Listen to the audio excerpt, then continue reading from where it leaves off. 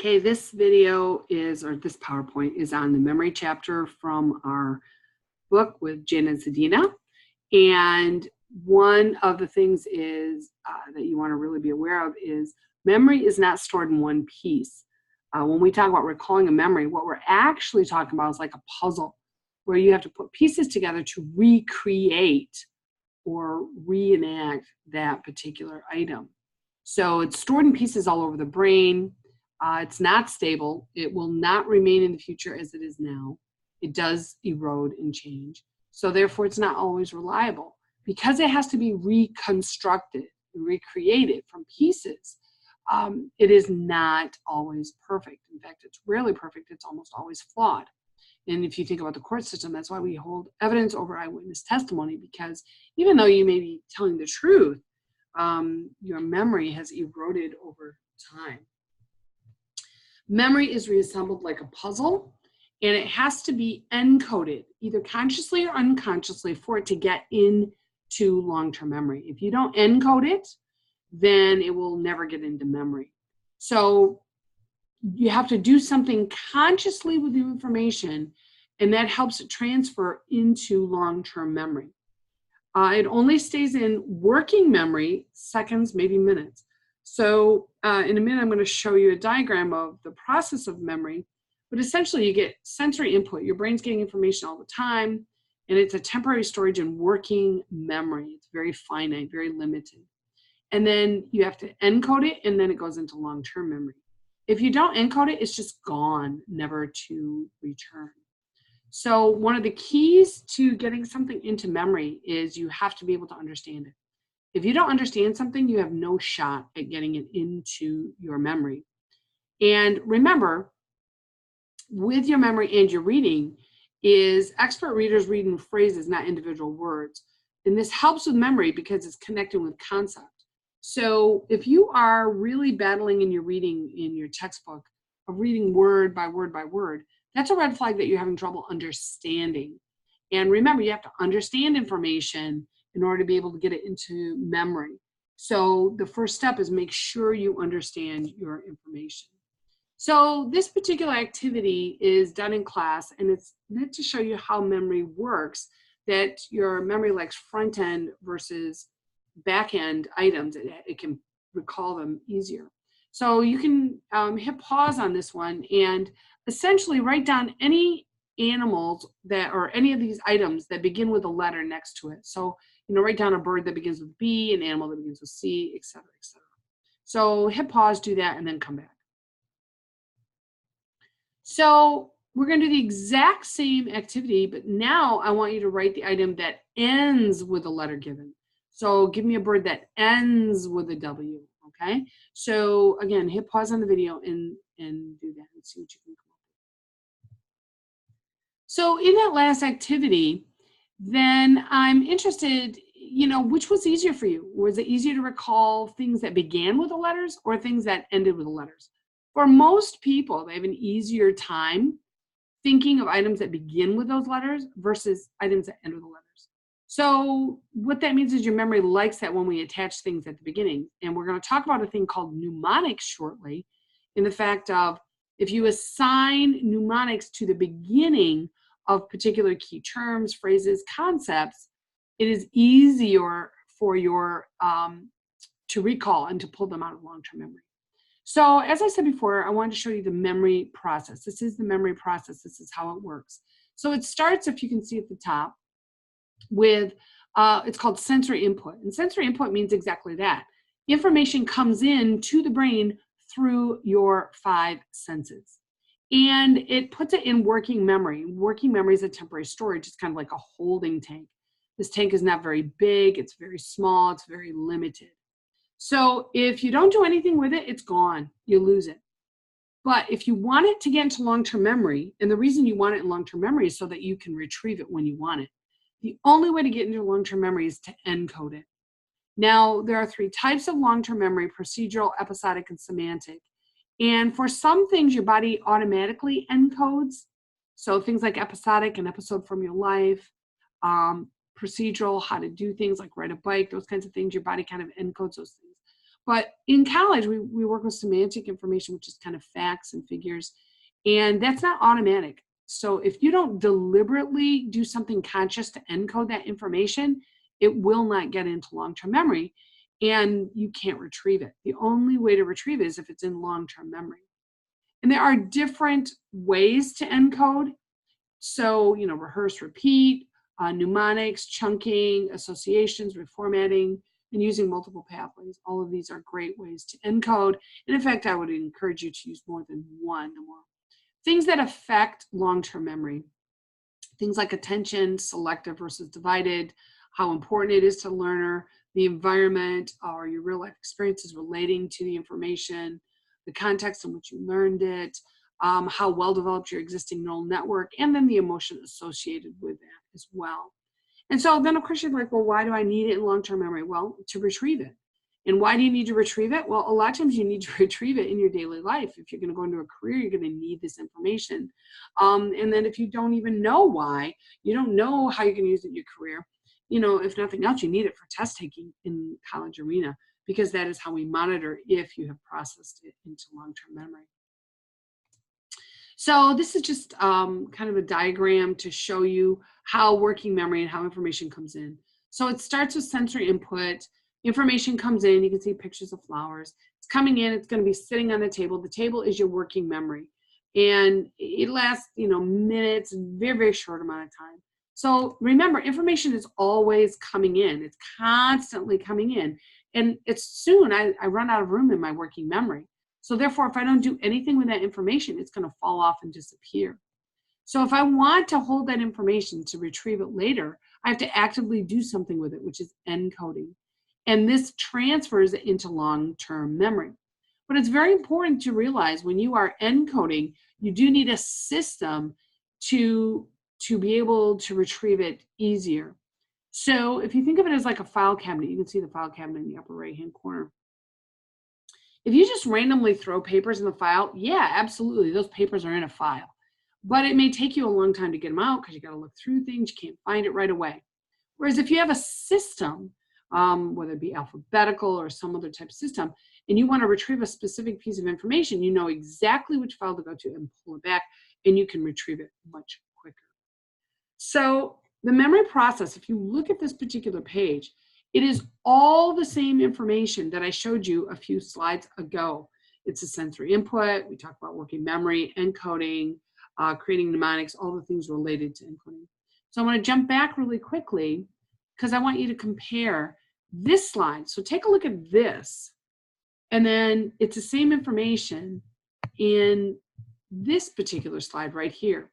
So the reason I wanted to show you these two is this is a strategy for you to help organize your information and when you are filing. In this page, your brain just sees a bunch of information on a page, a bunch of words on a page. Your brain can certainly process it, but it's harder for it to do. It just takes more energy, effort, it's more difficult. Whereas the first one, where it was in boxes and diagrams and we had arrows, your brain likes that better and it's easier for it to understand and process. Therefore, one organization system you should try is to reformat information into a graphic style to help it process easier for you. This is an encoding activity. We do this in class, and look at this list of words, and you have 60 seconds, and then cover them up or go to the next slide and write down as many as you can remember. So if you did this for 60 seconds and you weren't looking, it'd be interesting to see how many you could get. Most students can't get many more than 10 or 12. One of the ways that you can help yourself, and again, this is organization and processing and encoding, you can remember more of them if you get a system to do it. So one system is if you visualize a picture or a story, a silly story with these words, and then it brings it back much better. So for example, once upon a time, there was a king who lived in the forest, and his government was in charge of all the animals, and so on and so forth. And so as I go on, and it's a silly story, but If you can remember that story, you're more likely to bring back more of those words. You can apply this in all different ways. Another way to do this is if you visualize each word, make a picture for them. Your brain really likes pictures, and the more you can visualize, the easier it will be for you to recall. Another great encoding device to help you get into long-term memory is called mnemonics. There's different kinds of mnemonics.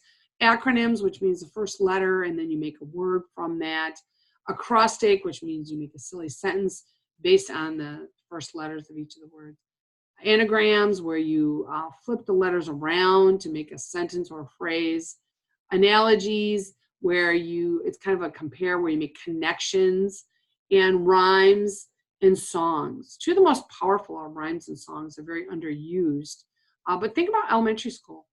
Lots of what you learned were through rhymes and songs. And if you think about it, you can remember a lot of your nursery rhymes or your elementary songs without even trying. They're so embedded in your brain, even if you haven't thought of them in years. So an acronym HOMES, if you went to school in Michigan, had Michigan history, you probably know HOMES. It's an acronym for the names of the Great Lakes. The acrostic, if you've ever had an algebra class, you know the phrase, please excuse me, dear Aunt Sally. It's the order of operations. These are all things that you want to use and apply in your studying. So the more you can use mnemonics in your encoding, the easier it will be to retrieve that information. Another great way to encode is to reformat. Reformatting means essentially put it in a new way, in new words. Put it in your own words as much as possible, make it more visual as you can with a graphic or a drawing, reorganize information so that it's easier for your brain to process. The other way is associations and connections. When you make associations, connections, you're connecting it with things you already know, and you're more likely to be able to retrieve things. So exemplification is where you already have a familiar example to illustrate new information. For those of you who have ever gone to one of my sessions or had me in class, you know my lawnmower story is meant to exemplify this with engaging your brain. Comparison, this is similarities between new information and what you already know. And then of course addition, adding information to something you already are familiar with. So remember, the deeper you process, the deeper processing of information, the easier it is to recall. So you really want to emphasize those. Another way, remember multiple pathways. The more pathways you do, the easier it is to get that information into memory and then of course retrieve. So use as many senses as you can when you are doing it. So hear it, see it, write it, draw it. If you can use all of those, you triple your chances of encoding and pulling that information back when you need it. So here's an example of this. If you're previewing, make an outline. You're kind of seeing and writing. As you begin to read, look for main ideas, state them out loud as you write them in your outline. So now you're hearing and writing. And then say the details out loud as you fill in your outline. Again, you are hearing and you are writing. You're hitting more than one pathway. If there's a visual aid, redraw it in your notes. If there's no illustration, create one, draw it. Remember, it's not about being Rembrandt. It's about giving yourself a visual. Remember, drawing symbols or doodles to help you make connection with information is a good thing. Doodling, though, is when you are drawing a symbol to help connect to the information. You're not just randomly drawing. It does need to be connected with the information. So super boost, try record yourself reading your notes using your phone, play it back when you're doing mundane tasks like walking, dishes, laundry. So again, you're hearing it, saying it, and seeing it. You can visualize it as you are listening. Remember, I did say long-term memory has 3 different types. Procedural, this is involving literally a procedure, things like tying your shoes, brushing your teeth. You don't really have to think about this. It's kind of naturally encoded. Episodic, again, this is an episode or experience from your life. One more time, this is naturally occurring. This is why we can remember events from our past without really trying. And semantic. Semantic is in the college arena. This is also called declarative. This is what you use to study. This is stuff you have to quote unquote declare on a test. And this involves effort. It will not happen automatically. You gotta work it and you gotta be active in this process. Factors that affect long-term memory. The number one factor is attention. And if you have not heard my story on the number one distractor to your attention, come look me up. I will tell you, it is the smartphone. Research is showing smartphones are huge distractors for attention. Emotion is another one. If you have worry, fear, stress, all of those can distract from your memory. They make it harder for you to get information into memory. How important it is to you or survival. If you don't think information is very important, you will definitely have a harder time getting into memory. Environment and your real life experience, in other words, how relevant is it to you? If you don't think the information is relevant to you in your career, you're probably going to have a hard time getting into memory. One way around this is talk to your teacher. How am I going to use this information in life or in my career? They'll tell you. You may not realize you're going to use it, but definitely almost every single class you have in college, there's a relevance for it. It's not just randomly assigned. There is a reason you are taking that class to help you prepare for the career. The context in which you're getting it, and then of course your existing neural network. The more you know about a subject, the easier it is to add information. Sorry, my battery is running low. I'm almost done. So retrieval. Retrieval is when you want to get it back. We recall and reassemble the information. Think about the context in which you study, put yourself mentally there, and then it'll help. Think about your encoding. Did you use a mnemonic? Get that encoding, list that mnemonic. Remember, move ahead to other information, come back if you're stuck. Memory's not perfect. It's a process. It's very normal to go blank during a test. Think about it. Did you fire it until it was wired? Did you reinforce it enough?